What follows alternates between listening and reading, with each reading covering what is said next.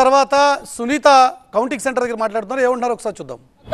ఏం జరిగిందో అందరికీ తెలిసి చెప్పాల్సిన అవసరం లేదు. రిగ్గింగ్లు, రౌడీజాలు అదే పైకి వచ్చింది, అదే గెలిచింది. అది ఒక మహిళ మీద. అది ఎంతవరకు న్యాయమో మీరే ఆలోచించాలి.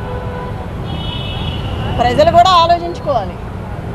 అంత భయపెట్టి భయాందోళనకు గురి చేసినా కూడా ఒక్కొక్కరు భయపడతారు, ఒక్కొక్కరు ధైర్యంగా ఉన్నారు.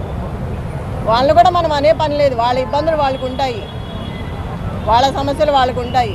తర్వాత ఏంటనేది కానీ ఇదైతే చెప్పడానికి రానిది, చెప్పనలవి కానిది, అనుకోవడానికి కూడా సిగ్గుగా ఉన్నది.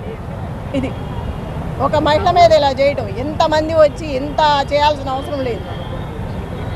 ఇంతకుముందు లాస్ట్ ఎలక్షన్ ఎలా జరిగింది, ఈ బై ఎలక్షన్ ఎలా జరిగింది, అన్ని చోట్ల జరిగిన బై ఎలక్షన్స్ ఎలా జరిగినాయి, ఒక రౌడీ రాజ్యంతో జరిగింది ఇది. మీరు అందరు చూసారుగా, ఇంకా చెప్పాల్సిన పనే ఉంది. ఈ రౌడీజం చూస్తున్నారు కదా, 3 months నుంచి 4 months నుంచి చూస్తూనే ఉన్నారు. మాట్లాడితే అమ్మాయి మాట్లాడింది అంటారు, నవ్వితే నవ్వింది అంటారు, గట్టిగా మాట్లాడితే ఇవాళ ఎందుకు గట్టిగా మాట్లాడింది అంటారు. మనం రౌడీజం మాత్రం రోజు చేయొచ్చు.